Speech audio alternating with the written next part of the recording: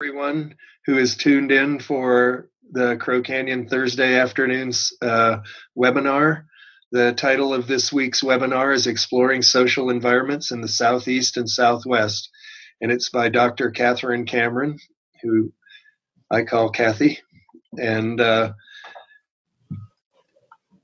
want to thank people who make these webinars possible, especially Taylor Hasbrook here at Crow Canyon, who manages all the logistics, of which there are many, to put these on.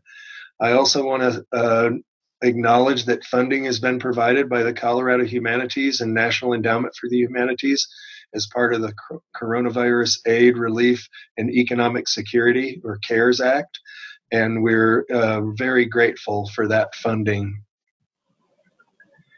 Okay, there are some logistics. Some of you I know have tuned into many of these and probably already have these down, but one of the things you can do is minimize the talking heads, so it's just the person talking that you see.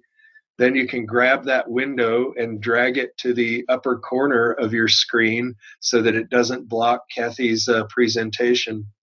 One of the best parts of the webinars are getting your questions, and you'll see on your Zoom screen that symbol that has Q&A under it. And if you click that symbol, you can type in your questions.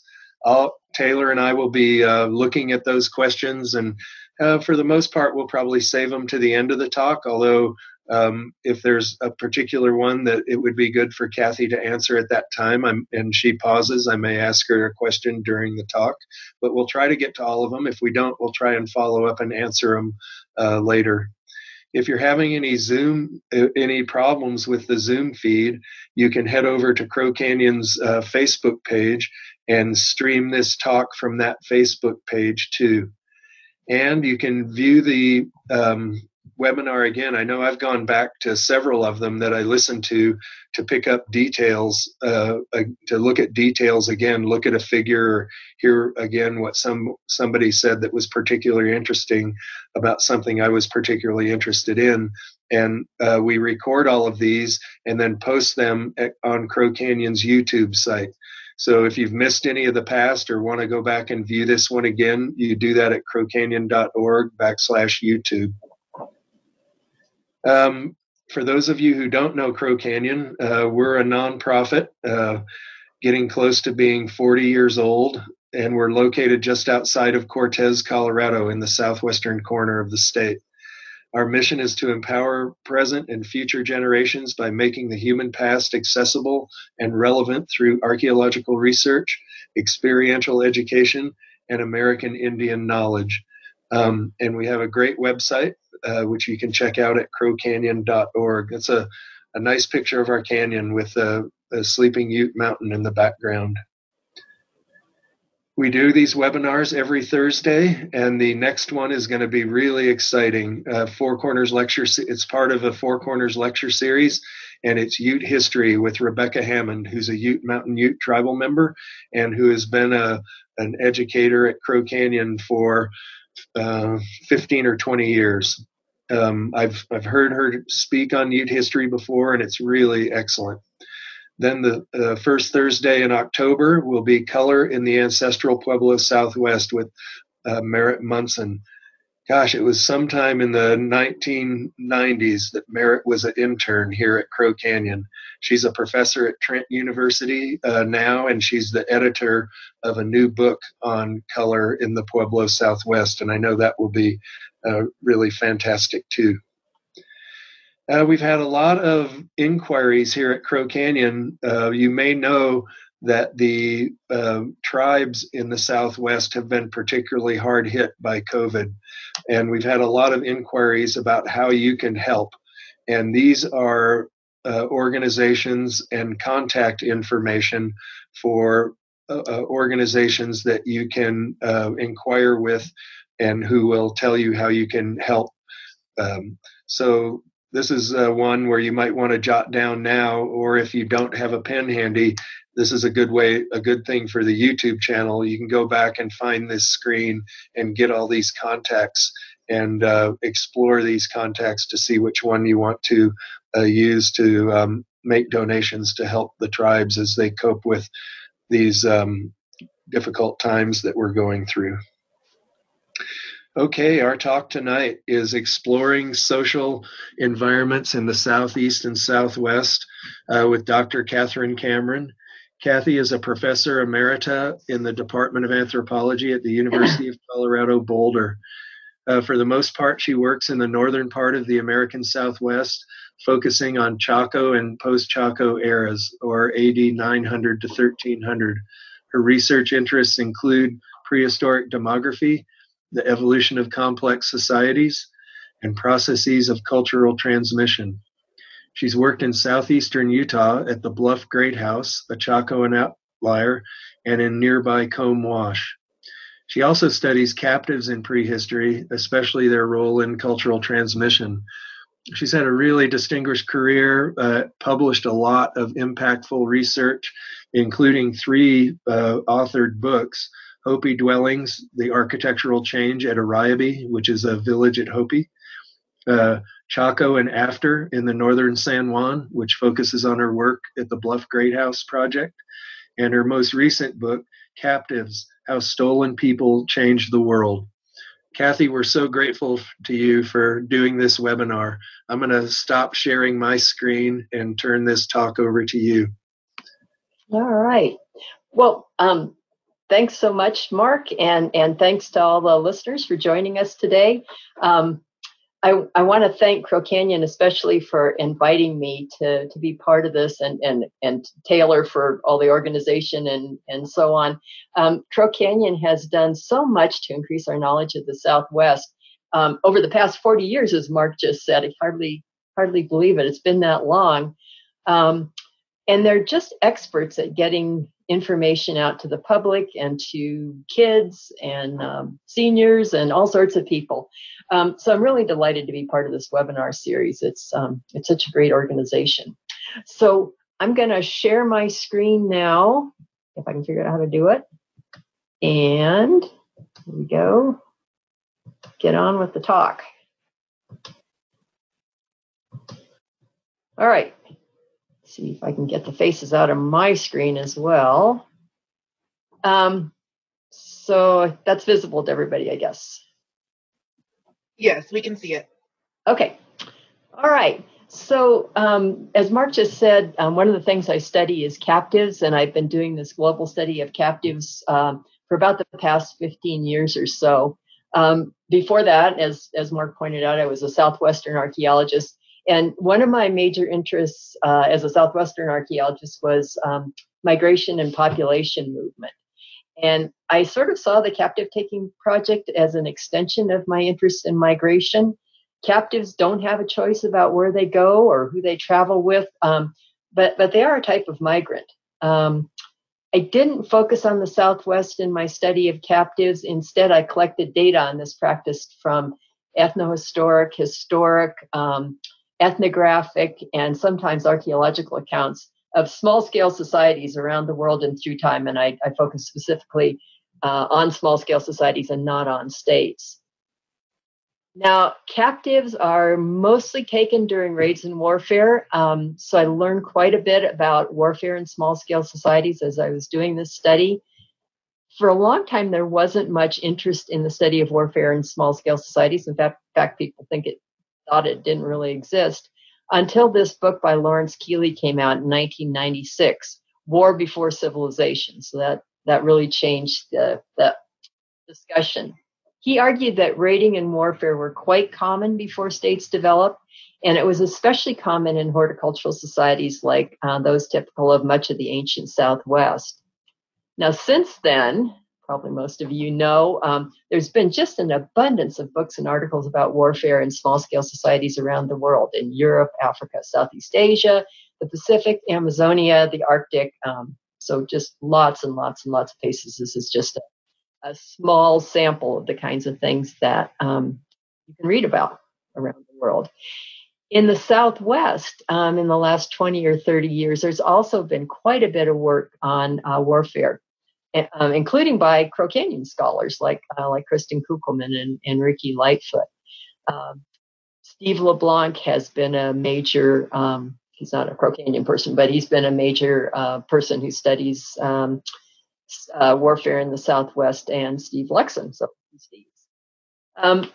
These scholars have explored everything from evidence for ancient warfare, the causes of war, the weapons and the techniques of warfare, motivations for warfare. And so I'll just say right now, I don't think I can improve on the excellent work of these scholars. So instead, I'm going to try and highlight the effects of warfare on the Southwest, on Southwestern societies, by looking at warfare in the Southeast. Warfare has been really well documented in the Southeast. There's a wide variety of archaeological and ethnohistoric evidence of warfare there. And I think we can apply some of that to the Southwest. I really had fun thinking about this because I think there's a lot of parallels and things that we might want to think about. So what I especially want to explore is how warfare and violence affects how people perceive and use their natural environments. Archaeologists have become so skilled, so adept at reconstructing past natural environments. When we see shifts in settlement patterns, population movement, depopulation, and so on, we often argue for climate changes or ecosystem shifts. In other words, changes to the natural environment. But we have a less well-developed grasp on the social environment or the social landscape. And by social environment, I mean the other people who are out there but are not part of the group we're studying.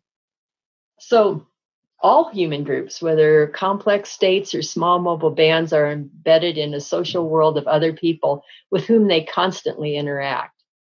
But use of a territory by any human group involves far more than just an environmental awareness. In fact, their behavior of ancient peoples may be far more constrained by interactions with other social groups than by environmental fluctuations. In the Southwest, we have the tools to reconstruct the ancient natural environment in remarkable detail, but much of the social environment is archaeologically invisible, making it really difficult to reconstruct. One sort of social interaction that archaeologists have considerable evidence for is warfare. And an important line of evidence for raiding and warfare involves settlement patterns, how people distribute themselves on the landscape. Now, this became especially clear to me. This is sort of an aha moment I had years ago when I was talking to one of my colleagues, Terry McCabe. He's at the University of Colorado in the anthropology department, but he's a cultural anthropologist, not an archaeologist. He's worked for decades with peoples in East Africa. And we were comparing notes. I think it was at the annual Christmas party or something like that. We were comparing notes about the arid Southwest and then the parts of Africa where he works, which is also quite arid.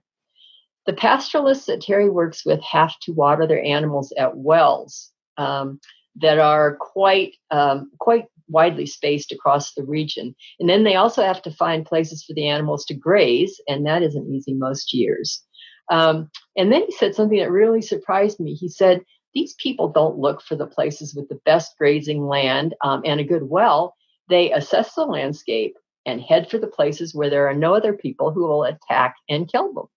And so it was a social environment that was most important. And you can see here's a Turkana pastoralist on the bottom image there, herding his cattle with an AK-47. He's being safe. So the social environment was most important. The natural landscape and the resources in it came second. So following Terry, I'm going to argue that Southwestern archaeologists are really missing a bet if we focus primarily on the site, community, or region that we're studying and ignore the other people in that vicinity. Now, as you know, archaeologists do not completely ignore other people in a region. They do look for evidence of trade. They assume that men look for wives outside their community. They imagine hunters going into the backcountry to hunt and priests going to distant shrines and so on. So they are imagining a larger world. And then, of course, there's all the Southwestern archaeologists that are doing such wonderful work on network analysis. That's very exciting. And then there are other archaeologists who take really big picture views that look broadly at interactions among groups through time. So I'm not suggesting that people don't look at the other folks in the environment, but I think we don't often wonder, or we don't wonder enough about the dangers that traders or hunters faced when they went outside the confines of their home settlement. What other people were out there, and were they friendly or hostile? So this is what I'm calling the social environment, the other people that existed outside the boundaries of a single society. No society would or could ignore their neighbors. This is either because they were useful or dangerous. And I'll argue that just like in East Africa, where Terry works, the natural environments with its droughts, floods, patchy resources, and so on, may have been of secondary concern to the social environment for Southwestern people. But then there's the problem of how do we reconstruct a social environment? We have far fewer tools to do this than we do for reconstructing the natural environment. But what I'm going to argue today is that when people try to protect themselves from violent attack, they may leave material signatures that let us see the violent social relationships that they had in the past. So that's what I'm going to talk about. Now, in the northern Southwest, the prehistoric time period with the clearest evidence for warfare is the Pueblo III and Pueblo IV periods. So those are the periods I'm going to talk about today. Pueblo III dates from about AD 1150 to 1300, and Pueblo IV from about 1300 to 1600. So those are the time periods I'll focus on. Now, even the earliest archaeologists in the Southwest noticed evidence for warfare. This didn't pass anyone by back then. For example, they saw sites hidden up in the cliffs in southwest Colorado in what seemed like a clear effort at defense. So this is probably most of you recognize Cliff Palace in Mesa Verde. Later, archaeologists found lots of other evidence for violence that I'll talk about in a minute. But first, let me switch to the Southeast. And I, as I said, I want to highlight the effects of warfare on Southwestern societies by looking at warfare in the Southeast. Just about the same time that violence reached its peak here in the Southwest, it also peaked in the Southeast. There's very clear evidence there, and we have lots of information on how warfare affected people's lives, especially settlement patterns. I'll use the archaeological and ethnohistoric record of the Southeast to show you what a violent landscape really looks like. And then I'll go back to the Southwest and evaluate how much of this pattern is evident there. In the Southeast, I'll be talking about the Mississippian era, which dates from about 900 to 1600, as you see on this map. But I'm mostly going to be focusing on the later part of this time period after about 1200. So like I say, the time period when it was most violent in the Southwest was also the time period it was most violent in the Southeast. By the time Europeans arrived, the Southwest was a patchwork of chiefdom-level societies. Chiefdoms are particularly prone to warfare, and the prehistoric Southeast has been described as a bubbling stew of chiefdoms that became prominent, lasted for a while, and then disappeared, while another chiefdom nearby rose to power. And violent attacks were a part of this turnover of chiefdoms. I use the term violent landscape to suggest a place where warfare and raiding were so common that they had a significant effect on people's day-to-day lives. No matter where you go in the world, archaeologists will likely argue about the intensity of conflict in the past. Now, I'm obviously not a Southeastern archaeologist, but I think most archaeologists working there would agree that at certain points in time, the Southeast was a violent landscape. When we get back to the Southwest, we can assess whether that label also fits the Pueblo III and Pueblo IV periods. Now, in the Southeast, you may have heard of Cahokia. It's in the Mississippi River Valley. It's right across the river from modern-day St. Louis. Cahokia was at its peak of power during the mid-1100s and was a strong influence throughout the Midwest, the Southeast, and beyond. It had Monk's Mound, and you can see that sort of at the top of the slide within the palisaded area. It's the largest earthen structure, or actually you could call it a pyramid, north of Mexico. So it's a huge deal. There were also a number of other mounds at Cahokia. You can see some of them in this image, but there are lots more. And the settlement just stretched on for miles. There are as many as 50,000 people. They recently did a great big excavation for a freeway that was being put in, and they found many more habitations than they'd ever known about before. So as many as 50,000 people at Cahokia. It was the most powerful place that ever developed in North America, north of central Mexico.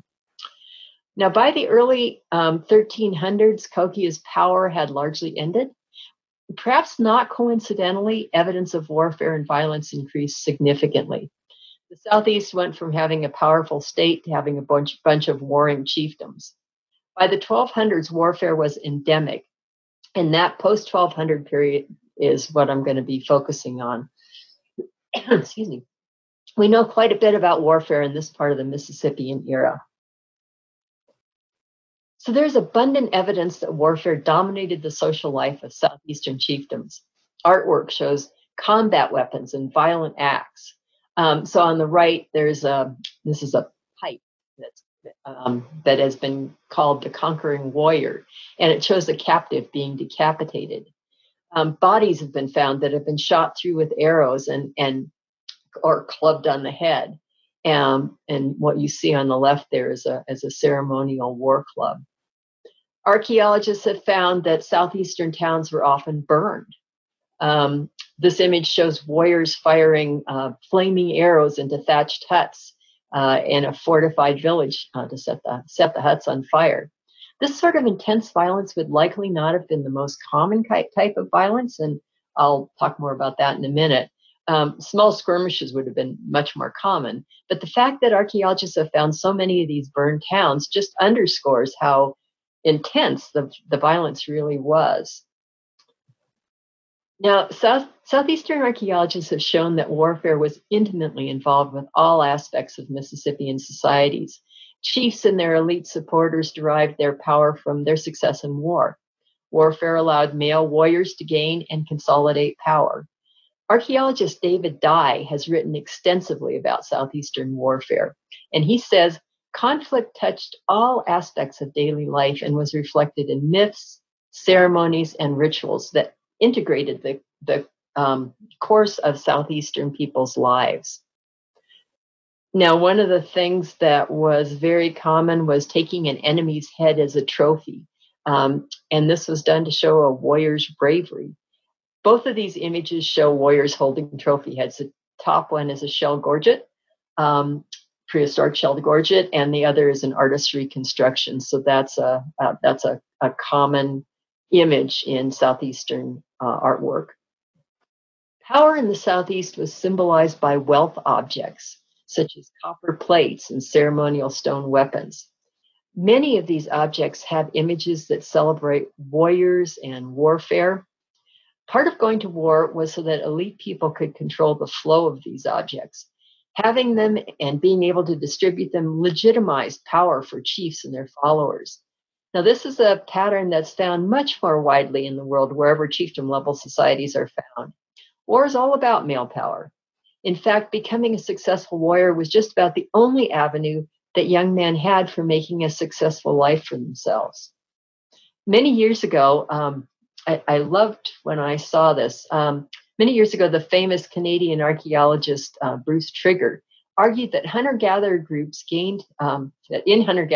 men gained prestige from being a successful hunter. When societies turned to agriculture, women did much of the food production. And so then warfare became the primary avenue that men had to gain power and prestige. I think this is really quite interesting. It's something I think that deserves more study. Now, as a response to violence, Southeastern people gathered together, creating safety in numbers. Villages increased significantly in size after 1200, and small sites almost disappeared from parts of the Southeast. This is a process that Southeastern archaeologist Steve Kowaleski has called coalescence. The concept of coalescence has also been applied in the Southwest, and I'll talk more about that in a minute. The important point is that settlement patterns shifted from small dispersed villages to large aggregated towns. The towns were fortified with palisades, bastions, and moats. Now, aggregating into large towns can create no man's lands or buffer zones that are simply too dangerous to be settled. David Anderson at the University of Tennessee in Knoxville has made a study of prehistoric buffer zones in the Southeast. Excuse me. This is his figure that shows Southeastern societies that the earliest European explorers encountered these named towns. And you can see that there's a considerable distance between each one. This is not a good scale for seeing it, but you can see that each of the named towns is quite a ways apart. Anderson argues that the territories of Southeastern chiefdoms were maintained by small-scale warfare. This involves skirmishes among small groups of people when they accidentally encountered an enemy group. For example, a hunting party or a fishing group, people gathering berries, encounters an enemy group and a battle ensues. This type of warfare would be hard to see archaeologically, but it would have big results in terms of settlement patterns. The areas closest to permanent settlements would be the ones that were safest for hunting and other activities, and the further out you went, the more dangerous things became. These dangerous areas were then avoided and became buffer zones between hostile chiefdoms. Major wars where towns were destroyed and territory changed hands would be much more rare, more uncommon, and probably less visible archaeologically. Well, this is something Anderson pointed out that I also thought was interesting. Buffer zones not only kept hostile groups apart, but they also served as refuges for game animals like deer. People might overhunt the deer in their region, but deer populations could regenerate in buffer zones. Apparently, southeastern buffer zones were largely empty of people, just too dangerous for people to live in. Now, another aspect of settlement patterns that seems to be related to warfare is the depopulation of large parts of the Southeast at various times. For example, much of the central part of the Mississippi River Valley, was depopulated around 1400. Cahokia had once been located here, but by 1400 it was long gone. Southeastern archaeologists call this the vacant quarter. And you can see I'm pointing out the boundaries of the vacant quarter with the red arrow. There were chiefdoms to the north and south of this vacant quarter, but this area remained empty. So was it maybe just too dangerous for some reason? This is the most well-known example of a large regional depopulation in the Southeast, but there are others. For example, the central Tennessee River Valley was depopulated around 1300, and the lower Savannah River Valley was depopulated after 1400. David Anderson argues that these empty areas were the result of people either moving toward or away from powerful elite rulers. Much of this movement may have been the result of threat or force, and in other words, the result of violence. So what I want to emphasize is that in the social environment that Southeastern people lived in, violence or fear of violence was a constant. It had a strong effect on how they lived their lives. They weren't looking out from their towns and deciding on where the very best place was to plant their fields or move their town. Just like the pastoralists in East Africa, these are almost certainly secondary concerns to staying alive or defeating their enemies. Hernan de Soto was the first European to travel through the Southeast, and here's what his chroniclers said about life here. This kind of warfare has now become second nature to them and is the cause of their going about wherever they may be with their weapons constantly in readiness. Because they are nowhere safe from their enemies. A cacique did not carry on this warfare only with one of his neighbors, but with all of those whose boundaries touched his. So again, people in the ancient Southeast almost certainly had to be very careful about how and where they moved and where they settled. Women likely had to have guards when they worked their fields. Individual families must have had very little freedom to operate independently. If you didn't fit into the community where you lived, your leaders and your neighbors could toss you out into the wilderness of vicious and terrifying enemies. That must have affected how you behaved. Options were limited in so many ways. The social landscape must have been uppermost on the minds of most people if they wished to live another day. The violence of the post-Cahokia period may well have been the result of the collapse of this powerful state. Periods of violence often follow a power vacuum, and this could have been one of those cases. Okay, so let's get back to the Southwest now. So what I've done is tried to show you that violence dominated the lives of people living in Southeastern chiefdoms during the 13th to the 16th centuries. So how is this useful for understanding the Pueblo III and Pueblo IV period in the Southwest? Well, first I want to point out one important similarity between these two regions and then one difference. The similarity is that in both the Southeast and the Southwest, a state collapsed just before a period of violence began. The similarity in the timing of these two parts of the continent having states that collapsed is pretty remarkable. I won't talk about that today, but that is interesting that, you know, in the Midwest and in the Southwest, you have collapsing states just about the same time. In the Southwest, beginning about 1000, Chaco Canyon was a secondary state. It was not a powerful, extensive, or populous. It was not as powerful, extensive, or populous as Cahokia, but it was the biggest thing that ever developed in the Southwest. Chaco's power waned in the mid-1100s, although there seems to have been an attempt to continue this level of power at a smaller scale at Aztec ruins up north of Chaco. But by the mid-1200s, even this was over and violence dominated. Now, the big difference between these two regions is the level of social organization after Chaco and Cahokia collapsed.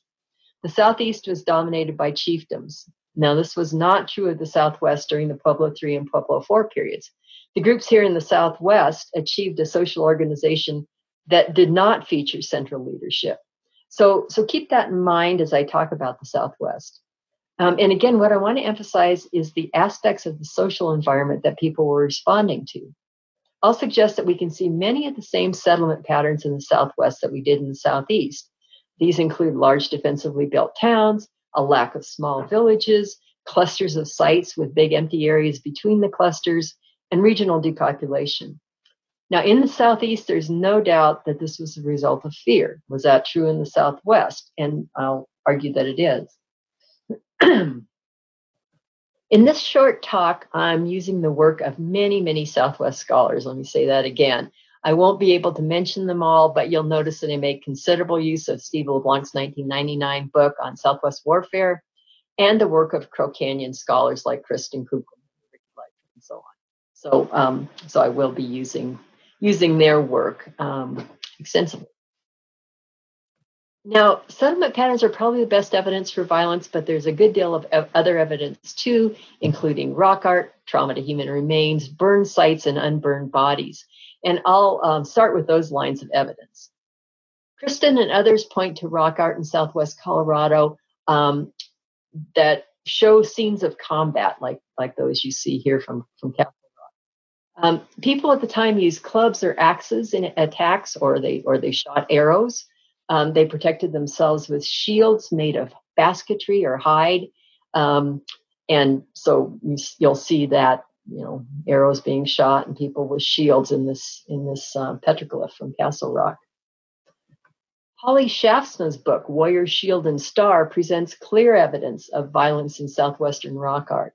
She points especially to shields, which are found in the Kayenta area beginning in the mid-1200s, where they were apparently made of basketry at first. Shields and other images of warfare and violence are found in the northern Rio Grande region in the 1300s as population there grew. These appear to have been made of hide. They're both found in rock art and on kiva murals, indicating that warfare was a key element of Southwest social behavior. And this, probably many of you recognize the image from Comanche Gap in the northern Rio Grande. Okay, another clear line of evidence is trauma on human remains. In southwestern Colorado, human remains have been found with head wounds that were the result of being hit with a club or an axe. In some cases, the person survived the blow, but still had a big dent in their skull. In other cases, it's clear that the blow killed them. Kristen reported that many of these skull wounds were of a similar size and shape, so they were probably inflicted by a particular kind of weapon, a small stone axe with a wooden handle, perhaps. Steve LeBlanc looked for similar evidence of warfare across the Southwest, and he found that most site clusters had some evidence that sites had been burned. Now, it's very common for attackers to burn down a victim's home. This is partly so that anyone who escapes a raid or any captives who are taken have no home to go back to. It's also a visual sign that the raiders succeeded in vanquishing their enemies. Now, LeBlanc found that about 2/3 of site clusters had sites with evidence of burning. For example, this is the abundant burned corn that was found in a room at the Mule Creek site in southern New Mexico. LeBlanc also made an effort to record evidence of bodies that dated to the Pueblo III and Pueblo IV period that hadn't been given formal burials. He found evidence for unburied bodies in many parts of the Southwest. In some cases, there were just a few unburied bodies, but in other cases, it looked like much of the community had been killed and the bodies left right where they fell. So this happened at Castle Rock Pueblo and at Sand Canyon Pueblo in southwest Colorado, both excavated by Crow Canyon and described by Kristen Kuckelman and Ricky Lightfoot. But LeBlanc found evidence of unburied bodies across the Southwest, from the Tonto Basin to the Rio Grande. Now, given how difficult it is should be for archaeologists to find unburied bodies, seems like a pretty strong evidence for widespread warfare. Now, Kristen and Ricky have done some very detailed synthesis of evidence for warfare in southwestern Colorado. In the Pueblo III period, they point to people building defensive structures. For example, at Sand Canyon Pueblo, people built stone walls to enclose the pueblos. That's what you see in the top there. Cliff dwellings were also built at this time. Towers may have been useful in cases of attack or may have been used as lookouts. This would have allowed people to have access to domestic water without, people built their settlements around springs or other water sources so they could have water without going far from the settlement and being protected there. Another aspect of the settlement that may have been even more important, beginning in the 1200s, just like in the Southeast, people in most parts of the Southwest began living in large communities. People were looking for safety in numbers. These towns were constructed of room blocks that formed high exterior walls and had only a few narrow entryways into the central part of the town. Now, this isn't a particularly efficient way to live. It makes it difficult to spread out and use the resources of the landscape. It jams people together so they'll almost certainly irritate one another and pass on illnesses. Women and children will have to go further and further to get fuel for cooking or for firing pottery and so on. The fact that the vast majority of Southwest people began to live in towns suggests that they had something to fear. Also, like the Southeast, archaeologists have long recognized that site clusters or no man's lands. Site clusters and no man's lands began to form across the Southwest beginning in the 1200s. By the late 1200s, virtually everyone was living in a large town that had other large towns nearby. Between these towns were empty areas, no man's lands or buffer zones.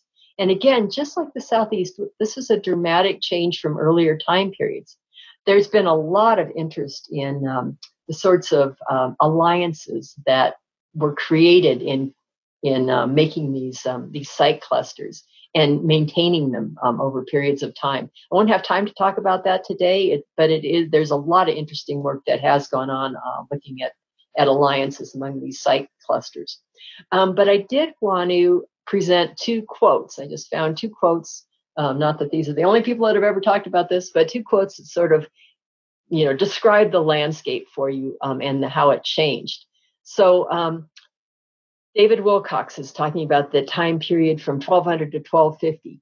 Virtually the whole North American Southwest was a single contiguous settlement system at that time, during which it was possible to walk a path from one community to another throughout almost the whole area without having to go more than one day between neighboring sites. And then this is a quote from Steve Lexon. During the 1300s and 1400s, Pueblo settlements contracted into a score of isolated groups, each group consisting of half a dozen large villages or towns. Something changed significantly in the Southwest. Let me go back here. Something changed significantly in the Southwest during the 13th century. Because we have such precise control over prehistoric environments, we often look to environmental change to explain things like major changes in settlement patterns. But such a dramatic change in settlement patterns is seems hard to explain as a result of environmental change. What would be the benefit? During times of drought or famine, people tend to scatter across the landscape to find food wherever they can. They don't clump together, where competition for food would become even more pronounced. So I'll suggest that fear is the primary reason for the development of large towns, for the development of settlement clusters, and for the development of no man's land. So these three elements are the result of fear. Okay, so the process of aggregation into big towns and towns clustering together continued. And as that continued, large areas began to be depopulated. Just like in the Southeast, Southwestern peoples left big areas empty. So this is Donna Glowacki's map of her subregions in the northern San Juan.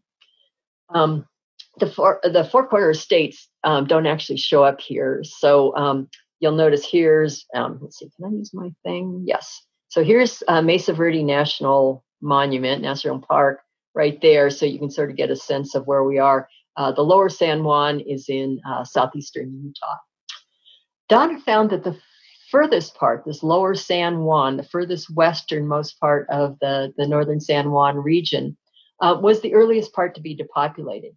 People began to move east in the early 1200s, and by about 1250, the westernmost region was depopulated. And that red arrow is just intended to show you the direction of movement. So this was just the beginning of the depopulation of the Four Corners region, which was completed by about 1300. This may be one of the most contested episodes in Southwestern prehistory. Now, no one disagrees that the area emptied out. It went from having one of the highest populations in the Southwest to being virtually empty. Now, many archaeologists see the northern San Juan population moving to the Rio Grande, where population did actually explode after 1300. But some Rio Grande archaeologists disagree and see population there just growing naturally, more children being born. That's not the argument I'll get into today. But the other big difference of opinion is why people left. Lots of reasons have been proposed, and everyone seems to have their favorite. When tree rings began to be used to reconstruct ancient environments in the 1920s, it became clear there was a really bad drought in the late 1200s. This great drought became the most popular explanation for the depopulation of the Four Corners region. But archaeologists have shown that migration away from the northern San Juan began long before the Great Drought. As I mentioned, the westernmost part of the area was depopulated by 1250. Furthermore, a number of years ago, Carlo Van West was able to show that as bad as the Great Drought was, it wouldn't have required everyone to leave. Warfare was proposed many decades ago to explain the Four Corners depopulation, so it's always been a contestant, but until recently, not a very strong one. Another contender is religion. Some archaeologists point to new religious developments, such as the Kachina religion, as pulling people toward the Rio Grande, the northern Rio Grande, or to other places. And this has gotten quite a bit of support from archaeologists over the years. We also might consider that violence increased dramatically in both the Southeast and Southwest after Chaco and Cahokia collapsed. The centuries that Chaco was in power have been called Pax Chaco, like Pax Romana. State-level control kept raids and warfare in check. When those states fell apart and their control disappears, violence became much more common. Those failures were followed in both places by large regional depopulations. Now, the depopulation of a large region is often puzzling. As I said earlier, David Anderson explains the vacant quarter as a result of the machinations of the chiefly elite, either pulling people towards their settlements or forcing people to move away, far away, out of fear.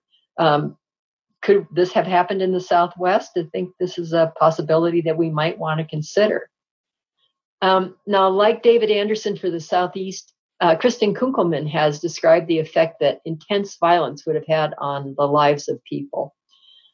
It would affect where they place their towns. It would have forced them to live close to other people and perhaps increase disease. Violence would have made traveling dangerous. If men went off to hunt, the women, children, and old people left behind would be more vulnerable. Most importantly, she argues that intensifying violence was a significant reason that people decided to leave the Four Corners region and migrate elsewhere. So I'm agreeing with Kristen here. So that essentially is my Southeast-Southwest comparison. I'm suggesting that many of the patterns we see in the very violent Southeast are also visible in the Southwest. And I'd like to make two other points before we wrap up. The first is about who lived in the large towns that developed in the Pueblo III and Pueblo IV periods. Now, the typical story is that surrounding villages all moved in together and built a big new town. And we often imagine these as closely related, perhaps intermarried people, everyone quite congenial and working towards a common social subsistence and ideological goals. But that's only part of what happens in violent landscapes when people have to change their settlement patterns in a hurry. The Southeast became even more violent after Europeans arrived, and we know lots about what happened in historical accounts. At times, so many people in a settlement were killed that it was no longer a viable community. The remaining families would then take refuge with another group. They often had to go with whatever town would take them in, which may or may not have had people that they were particularly comfortable with. I talked earlier about Steve Kowaleski's concept of coalescent communities. This is a concept that has been applied in the Hohokam area by Brent Hill and his colleagues, and by other Southwestern archaeologists. In Kowaleski's initial publication, he finds coalescence as a common response to warfare. It involves the movement of refugees and other population remnants, the abandonment of large tracts of land, and often the creation of larger towns or villages. Coalescent communities are places where people with many different traditions, different ethnicities, and different languages come together to live. In the Southeast, Native peoples had rituals and social traditions that allowed them to incorporate others, either individual captives or whole remnant groups. But sometimes these refugees had new homes that were not all that comfortable. Here's how ethnohistorian Christina Snyder describes the process for groups in the Southeast. Although host nations might dub weaker groups worthless, homeless, or slave people, Indians were remarkably successful in incorporating them and strengthening their own nations. So good for those Southeastern people for incorporating refugees, but you can imagine how living in a town where your family was considered worthless or slave-like wouldn't have been all that comfortable, and there was probably considerable tension. Furthermore, these refugee families were forced to adopt the practices of the host group, and they often lost their original identity. Sometimes everyone took the identity of the most powerful group. In other cases, the result was the emergence of an entirely new group. In the Southeast, there are several peoples whose names you will recognize, who developed from the violent landscape of the 16th to the 19th centuries. These include the Creeks, the Cherokee, the Choctaw, among others. Archaeologists have used ceramics and other material culture to explore the complex processes of cultural negotiation that resulted in the emergence of new cultural identities. So people in the Southeast are studying this process of these new people developing. In the Southwest, archaeologists are becoming increasingly aware that many of the big towns that developed late in the pre-contact period were multi-ethnic. People likely spoke multiple languages, and there was no doubt a mix of cultural traditions that different individuals were promoting. In some cases, blending must have happened smoothly, but the fact that many of these towns are fairly short-lived suggests that often it was a tense situation. The oral traditions of clan migration suggest that sometimes a number of families would decide they had to leave, but they would quickly petition for entry into another town. Starting your own little separate community would have been a pretty chancy sort of thing. Now, the second point I want to make is that fear of violence can affect a group's subsistence practices, and this is something we might want to look at in the Southwest. Africa experienced intense violence as a result of the Atlantic slave trade, and an interesting literature is emerging on how people responded to this. Some of it sounds very familiar. They moved into large towns with thick walls and very few entry points, or they dispersed into remote mountain areas or marshes. Because they had to change the location of their settlement, they often had to change their subsistence practices. With big towns, they moved fields closer to the settlement, and they intensified their agricultural systems. They built erosion barriers and terraces. They used manure and vegetal debris as fertilizer, and they practiced crop rotation, all these things that they hadn't done before. They had to go to work the fields in groups, and they had to go heavily armed. So not surprisingly, these new agricultural patterns had a significant effect on their social structure. They also frequently changed the crops they grew. In the areas where people hid from slavers in remote places, their subsistence changed even more dramatically. In some cases, they abandoned agriculture altogether and became hunter-gatherers. In others, they switched from growing sorghum and millet to growing yams, manioc. Sorghum and millet both grow tall and are easily seen, and they need lots of care and have to be harvested at just the right time. So people hiding from slavers grew manioc. This is a plant that's easy to hide. It needed little care, and it could be left hidden in the ground. Obviously, we're not going to see such dramatic shifts in subsistence in the Southwest, but we should keep this in mind as we study the later periods of the pre-contact era. So here's something to think about. Is it possible that the switch from hunting deer to keeping turkeys was not the result of overhunting deer? The switch to turkeys happened in the Pueblo III period in the Four Corners region, and it has been attributed to large towns hunting out the areas around them. But might the switch to turkey have been partly a need to keep your meat source closer to home?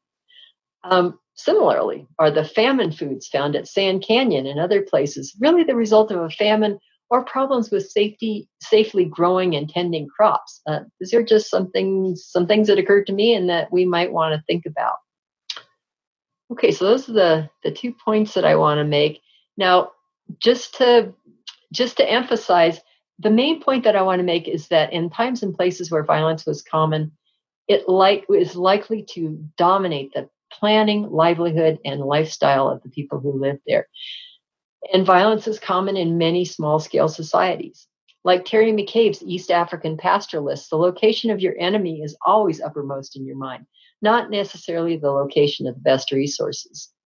As archaeologists, we need to keep the social environment in mind and make sure that we don't picture ancient people as operating in a landscape where they can organize their lives around the best resources available. And I think we often think that. But I'm just encouraging archaeologists to think more broadly about the other people that were actually out there. So the ways ancient Southeastern and Southwestern people organized themselves on the land during the 13th century and later indicates that their concern with their social environment was foremost. They lived in a dangerous social environment and made extensive efforts to ensure their safety. Okay, so finally, I just want to say I've enjoyed being part of this Crow Canyon webinar, and just emphasize again what a wonderful organization Crow Canyon is, and it does so much to help people learn about the past and to help protect the past. So I just want to say that my husband and I have recently donated to Crow Canyon, and you might want to too. Just help Crow Canyon in this hard times that we're all going through. So thanks for listening, and I'm happy to answer any questions you might have. Well, thank you for your talk, Kathy, and also for your asking for support for Crow Canyon. Obviously, we can always use it, and I appreciate you doing that. There are 9 questions that have come in, and the first one is about the star in the shields of the petroglyphs that you showed, and asking whether that is a sign of warfare. Oops, I'm going the wrong way. I believe is, yes, I believe it's a symbol of a club, although I'm not positive about that. Mm-hmm. So I'm trying to get there. Oh, there it was. Just went by. No, it's not in this one. Yeah, it was in another one. It was in, I think it was in the very first one. Yeah. Yeah, so I think it's a symbol of a club that was used. Interesting. Well, while you're scrolling back, let's get back here to the beginning. There. There you go. Yeah. Yes, I think they're talking about the thing at the top. But anyway, yeah, I guess I'm not really sure, so I'll pass. Somebody else wrote in and said that Shaftsma and others have argued that the Venus star shape is interpreted as being associated with warfare. Another question is, sometimes burn sites are interpreted as ritual closures. And what factors could distinguish this type of burning from burning related to warfare? And is there a way to assess that across the landscape? Well, I would say that widespread burning of a big town would be less likely to be a ritual closure. I suppose it could be, but oftentimes kivas, for example, might be burned as a ritual closure because it's a religious structure that's being put out of use. But I would think that a very widespread burning would be less likely to be ritually involved. Yeah, that's a good distinction. Okay, another question we got is, can you speculate on the reason for fear resulting in the change to clustered towns after the AD 1200s? Yeah, I am not an expert on the aggregation of those towns into clusters, and there are lots of people who are. So if one of them's listening, they should speak up. But the idea, I think, is that those groups of towns could have sort of mutual protection from other clusters that they might be at war with, or at least in tension with, so that they're supporting each other and having a larger group of people that they can interact with. Thank you. There's a question that is that besides the settlement patterns and the settlement layout in the Rio Grande, is there other evidence for violence among the Rio Grande pueblos? And if not, is there a potential explanation? I suppose another line of evidence that you talked about was the rock art itself. Mm-hmm. Is there, besides the settlement patterns and the rock art, are there other lines of evidence, such as what you presented for the Four Corners? Again, I'm not a Rio Grande archaeologist, but Scott Ortman has, and others have recently written an article saying that there is less evidence for trauma on human remains. So that's something that is interesting and should be, that's obviously they did some careful work on that. So they would argue that there's less evidence for warfare, but I think that you'd have to explain the towns being built in these, seemingly very defensive layouts, and you'd have to explain something like Comanche Gap, and you also do have burn towns there, towns that have been burned. So that's some of the lines of evidence that suggest that there was warfare there, even though in this one study there's less evidence of trauma, human trauma. Yeah, that's Kohler et al. Did a study like that too, comparing the northern study area for the Village Ecodynamics Project in the southern and the southern area in a part of the Rio Grande, and that one showed. Actually, I think it was Tim that was the first author on that. Right. One of the authors, but yeah. Okay. This one sort of relates to what you talked to at the end of your talk when you brought in potential changes in agriculture. But this person asked, to what extent do you think the expansion into agriculture and surplus associated with that contributed towards a change toward coalescence and warfare? Some authors have linked an increase in agriculture leading to a change from female to male deities, with the male deities being more warlike. Some people ask tough questions, Kathy. Yeah, that's a tough question. It's an interesting question. I think I'll jump back and talk a little bit about Bruce Trigger. I mean, he's essentially claiming that that when men stopped being the hunters who brought in a bulk of the food, and women were the ones that supplied the largest amount of nutrients, that men had to get their power somewhere else. They couldn't show how what excellent hunters they were, so they showed what excellent warriors they were. So I could see that being part of an explanation when you become a horticulturalist for why you'd have more warfare. And it is associated with change in subsistence practices. Great. Thank you for that. Okay, here's another good question. How is the idea that fear and conflict as a cause for pueblos aggregating in the 14th century received by the Rio Grande Pueblos, Zuni, and Hopi people?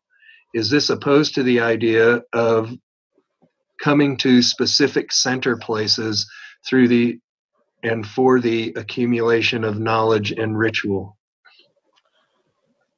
That is a tough question that because I would definitely not like to speak for Pueblo people. And I do know, I mean, they have accounts of how they got to be where they were. And I think I won't try and add to that. That's fair enough. So here's a question of what caused the violence and migration, and could it be an influx of new people, perhaps Athabascan people, coming into the area earlier than many claim? That's been an idea that's been around there for a long, long time, long before I was a Southwestern archaeologist, the idea that that Athabascan people came in and sort of pushed Pueblo people out. I think these days the idea is more that warfare was among Pueblo people, and that that the intrusion of people from elsewhere, whether they're Athabascan, Numic, whatever, was not the explanation. Now, so you have that. At the same time, we now have lots of new evidence coming up that Athabascan people were here long before we thought they were. So I know that there's much discussion about that too. But I would say that rather than new people coming in, something that struck me is just the fact that you had very powerful sort of centralized governments, I guess you call them, in Cahokia and at Chaco that collapsed. And when you have, in the world today, when you have that sort of state level collapse, you get violence. Everybody's jumping up and trying to grab what they can. So I would link it more to the collapse of these powerful entities rather than to the intrusion of another people. Thank you. Here's an observation that says rock paintings that show trophy heads occur in much of Utah from the Uinta Basin to San Juan County. Any thoughts on these? Yeah, I think that's true. I use some of those in lectures and so on. I am talking about the P3 and P4 period, but certainly violence was not limited to those time periods. You get evidence of violent episodes, Basket Maker 3. So I suspect that is part of that earlier kind of violence. And taking trophy heads, I have a book on my shelf here about the taking of human trophies. And it's for North and South America. It happens very, very frequently in small scale societies, whether it's heads, often heads, or whether it's other body parts. It's a pretty common thing. Is there evidence of direct communication between the Southeast and Southwest? Artifacts assume religious commonalities, languages? You know, there is not anything you can exactly put your finger on. There's not, yeah. I mean, there's cross-continent contacts. I mean, there's Yellowstone obsidian in the Southeast. But, you know, yeah, no, we can't, there's nothing that you could say, yeah, it's very clear that people from Cahokia were coming to the Southwest. There is one, I think Steve Luxon may have talked about this in one of the talks he gave for Crow Canyon, but there's a shirt that was found at the Spiro Mounds in the Southeast that is, you know, almost certainly originated in the Hohokam area. So, you know, there are odd things like that, but there's nothing really clear that links Chaco and Cahokia, other than just unbelievable synchronicity and timing of events. One of our archaeologists just wrote in that Valles caldera obsidian as well. I think that means is found in the Southeast. I'm not sure. Yeah, I wouldn't be surprised. So here's a tough question. Why are larger towns in the Old World interpreted as progress and evolution, yet New World aggregations are based on fear? Is there a bias there? Well, I guess you'd have to. I guess you'd have to check out why towns are being built in Europe. I mean, yeah. I mean, that's, you know, I don't know why towns began in Europe and why people gathered. I mean, you have to first of all look at, can you get enough people together and feed them and, you know, keep them happy and so on. Was it fear? You know, were there times of warfare in Europe that caused the creation of some of those towns? I'm not sure. But that's a good point, and that's something we probably should really keep in mind as we're exploring this sort of thing. Are there multiple reasons for the creation of these sort of settlements? Certainly in Africa, you know, I talked about in Africa the patterns when you have violence from the Atlantic slave trade. Patterns are just like you see in the Southeast and the Southwest. People getting into big towns, protecting themselves, moving into marginal areas, changing how they eat because, you know, it's safer. So yeah, Europe, I'm not so sure about. Here's somebody who has an interesting observation. I note that our current pandemic has generated fear and dramatic changes in behavior in places we are willing to go. Care to comment about similarities to your suggested ideas about our social environment?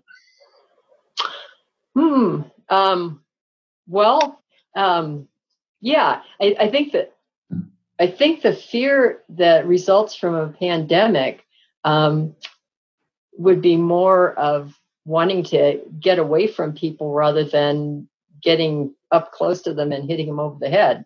It seems to me, but yeah, it would be interesting to study historical pandemics and see what kinds of violence resulted. In many cases, it seems to me that that you would have people scattering. You would not have people gathering in large groups. I mean, I'm thinking about all the things we're hearing about now. The Decameron, the Seventh Seal. I just watched that, you know, a few months ago as the pandemic started. Just, you know, people trying to get away from other people because it's so frightening. So I think it's a different situation. Maybe the fear is similar, but the result is different. Yeah, possibly. It may exacerbate the divisions between groups. It seems to, like, you can see a bit of that happening. Yeah. Here's one.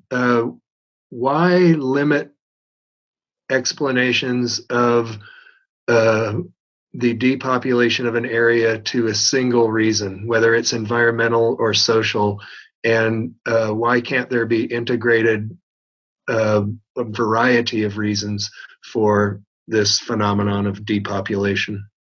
Good point. No, I would agree with that. I would agree that, yeah, you don't, it's rare that people move for just one reason. They're moving for all kinds of reasons. I was just taken with David Anderson's idea about how people, when an environment is very violent, that people sort of pull apart and leave big areas empty. And what happens there when areas are empty?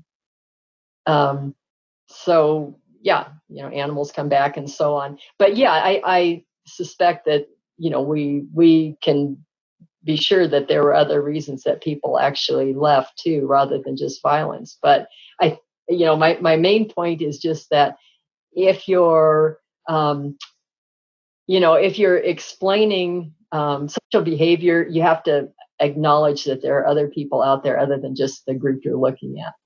Right. Yeah. So I got another question about Proto-Apachean peoples, but I think you've answered that one. This question is, do you feel there's any truth to the theory that a diet consisting mainly of corn can be a contributing factor to violent behavior? I had heard of health consequences, but I had never heard of that one.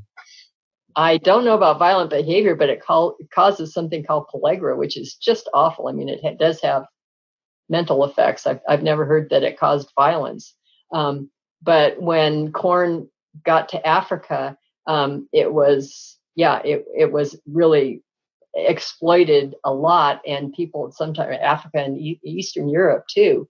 And, good, wonderful new source of food, caused population growth, but oftentimes with awful health effects for some people.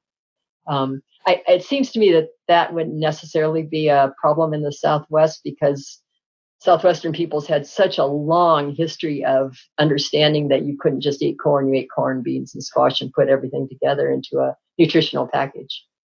Right.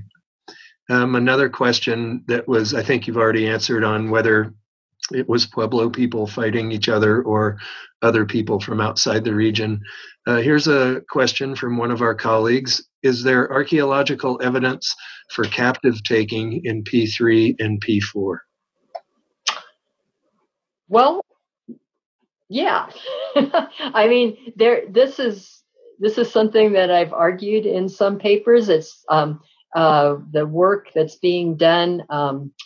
It is mostly with human remains by Deborah Martin and her students, and they do find some evidence. That the kinds of evidence that they're looking at are things like, captives are mostly women and children. They find certain situations where women are, there's a subset of women who are very poorly treated, for example. The evidence of, repeat beatings and so on, you could argue that those people were captives. The other thing that gives the other line of evidence is non-local people that have been moved from some distance. And, in the northern Southwest, I don't think we have that evidence yet of people being moved in from elsewhere. But we do have, Deborah Martin's work has shown some cases of subsets of women that were poorly treated. Right. That's strong evidence. So that was all the questions in the Q of A. There's a few comments in the chat room, most of them thanking you for your great webinar. One person points out that another distinction for burning, whether it's ritual closure or violence, is whether resources were being burned or cleared out first, which is an interesting observation. There is a question in the chat room about, do you have any thought about the origin and progression of violence in the Guyana area? No, I don't. But Louis Bork works up there, and he would probably know all about that. A good person to talk have to. Evidence of violence up there, but yeah. Somebody points out the recurve bows show up in rock art, and I think that is in reference to evidence for non-Pueblo people being a part of the region. So I'm not positive that's what that's about, but I think that's what it's about. Yeah. That is everything, Kathy. You, all right. You did it great, and you hung on to 141 participants up to the end. We were up to about 213 when we started. You had a good following today, and they stuck it out to the end. So I want to thank everybody who tuned into this webinar. I learned a lot. I really appreciate you doing this, Kathy, and thank you to Taylor again for helping organize. And I'll turn it back to you, Kathy, for any final. Okay. Well, just thanks to everybody, and thanks again to Crow Canyon and Mark and Taylor and all. So, Good. All right. Well, everybody tune in to the next webinar on Ute history. It will be fantastic. Thank you so much. Thank you. Bye-bye.